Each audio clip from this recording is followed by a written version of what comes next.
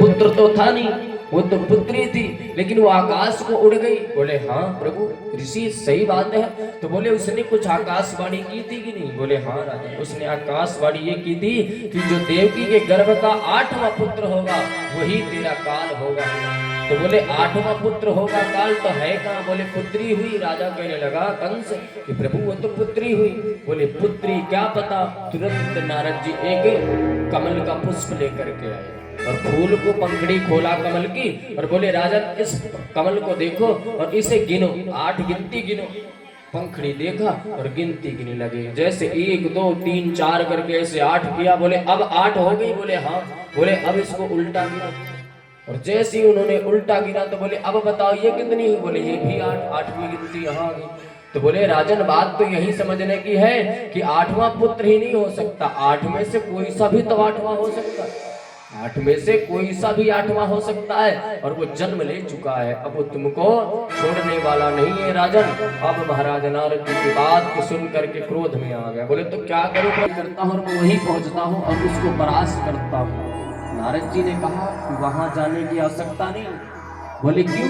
बोले मैं वहां नहीं जाऊंगा तो वो आएगा कैसे? बोले काम करो आप कुछ जा करके एक कार्य करो कि आप आक्रूर को बुलाओ। कहते हैं कि आप आक्रूर जी को बुलाओ और आक्रूर जी से एक कार्य करो, संदेशा भेजो। संदेशा ये भेजो कि यहाँ पर मेला लगेगा और कृष्ण को और बलराम को दोनों को बुलाओ और मेला में आए और युद्ध आए, वैसे उनको मृत्यु दंड मिलेगा। ना आपको जाना पड़ेगा ना परिश्रम करना पड़ेगा, और अगर आप गए, आप राजा हो और जाकर के मारोगे तो दुनिया क्या कहेगी कि ये तो राजा होकर के अनर्थ कर रहा। इसलिए राजन आप मत जाओ, आपका जाना वहां अनुचित है। तुरंत राजा कंस ने महाराज आक्रूर जी को तुरंत वहां से बुलाया और आक्रूर जी को जैसे संदेशा भेजा, कहते हैं कि आक्रूरो पिचाता रात्रि मधुरपुर्या महामति स्थाया प्रियो नंद गोकुलम।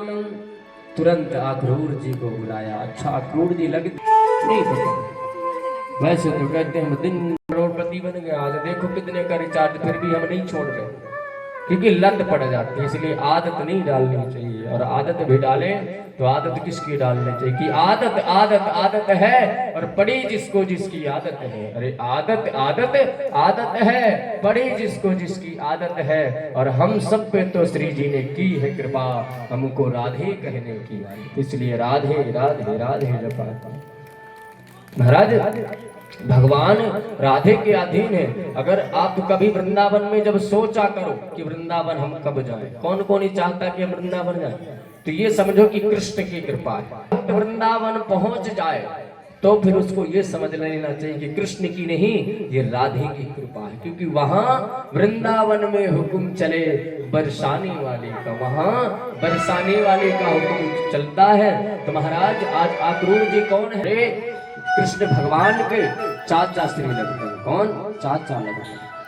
आक्रूर जी के पास जैसे संदेशा गया, कंस ने भेजा संदेशा, तो आक्रूर जी महाराज समझ गए कि ये दैत्य राक्षस कुछ कार्य सिद्धि के लिए बुला रहा है, इसका कुछ कार्य अवश्य होगा, क्योंकि ये बगैर कार्य के नहीं बुलाता।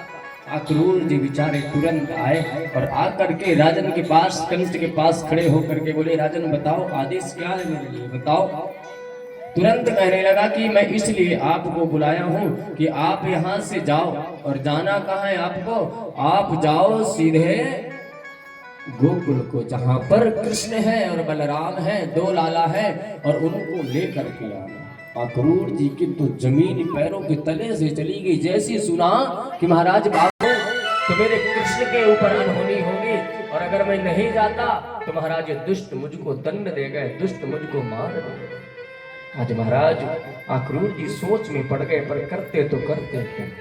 सोचने लगे कि कम से कम इस दुष्ट के हाथों से ना मारा जाऊं, और जाकर के मैं अपने कृष्ण का दर्शन करूं, अपने गोविंद का दर्शन करूं, और मैं दर्शन पाकर के ही धन्य हो जाऊं।